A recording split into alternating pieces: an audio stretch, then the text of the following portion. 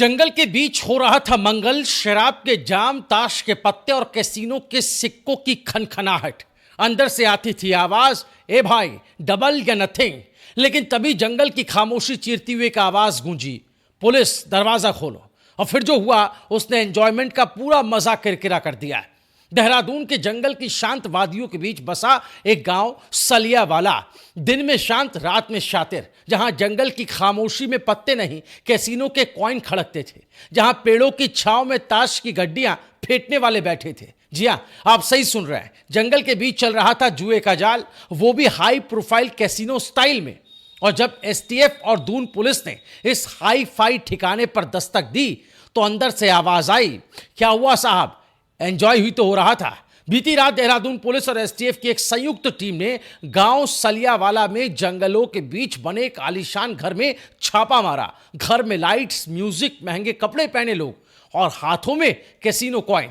शुरुआती शक था कोई बर्थडे पार्टी है, लेकिन असली सरप्राइज तो अंदर जाकर खुला। 1900 कैसीनो कॉइन्स, 89,700 रुपीज। जी हाँ, इतना कैश बरामद हुआ है। 12 मोबाइल और एक कार Hyundai Venue।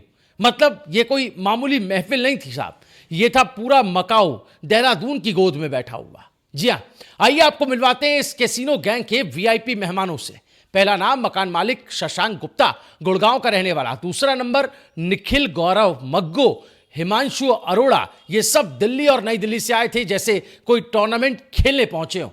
देहरादून के लोकल प्लेयर्स में उमेश रावत, चंद्रशेखर जतिन राणा, मनोहर सिंह चौहान, चरण सिंह चौहान, विनोद जीवन शर्मा और केशव उर्फ बबलू सिंह धामी, जो कि नेपाल का रहने वाला बताया जा रहा है, इसमें शामिल था। हेलो विक्रम भाई, सेटिंग हो गई, दिल्ली वाले भाई लोग आ रहे हैं, कैसीनो तैयार रखो। जी हाँ, सूत्रों के मुताबिक इस पूरे ऑपरेशन का मास्टरमाइंड विक्रम शाह बताया जा रहा है, जो फिलहाल फरार है, देहरादून का रहने वाला है और पुलिस की रडार पर भी है। अब आप पूछेंगे, इतनी बड़ी पार्टी और नकदी सिर्फ 89,700, तो जनाब ये कोई सड़क छाप जुआ नहीं था, ये था क्रेडिट बेस्ड कैसीनो, यानी मुंह बोला और पैसे कागजी, लेन देन की जिम्मेदारी भी बस जुबान की कीमत। अब एसटीएफ और पुलिस खंगाल रही है इन लोगों के bank accounts, UPI transactions, call detail और चैट्स।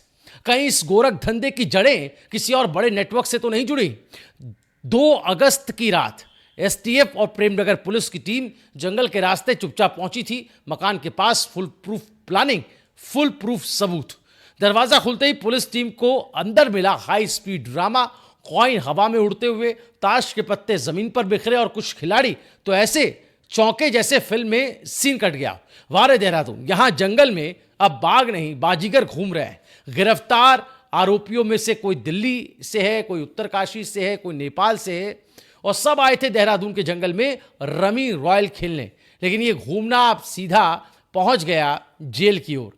इस पूरी कार्रवाई में सबसे खास बात यह रही कि कैसीनो ऑपरेशन जंगल के बीच इतने गुप्त तरीके से चल रहा था कि आसपास किसी को भनक तक नहीं लगी।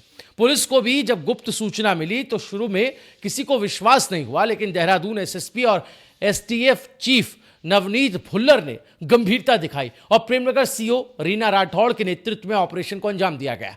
इस पूरे घटनाक्रम में देहरादून जैसे शहर की एक स्याह हकीकत भी हमारे सामने रख दी कि अब अपराधी जंगलों का इस्तेमाल सिर्फ छिपने के लिए नहीं कर रहे हैं, कमाई के अड्डों के तौर पर भी कर रहे हैं, गैर कानूनी गतिविधियां कर रहे हैं।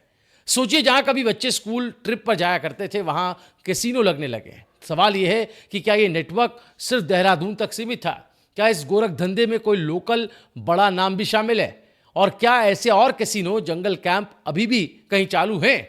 पुलिस की जांच जारी है, लेकिन एक बात साफ है, देहरादून का जंगल अब सिर्फ हरियाली नहीं, साजिशें भी उगाने लगा है। तो अगली बार जब आप जंगल की सैर पर जाएं, ध्यान रखें वहां कोई बाघ ना सही बैठा हुआ बाजीगर आपको जरूर मिल सकता है। ऐसे इलीगल एक्टिविटीज क्या बिना प्रशासन, बिना पुलिस संरक्षण के होना संभव है? इस बारे में आपकी राय क्या है? जरूर कमेंट करके बताएं। इस वीडियो को ज्यादा से ज्यादा शेयर करें।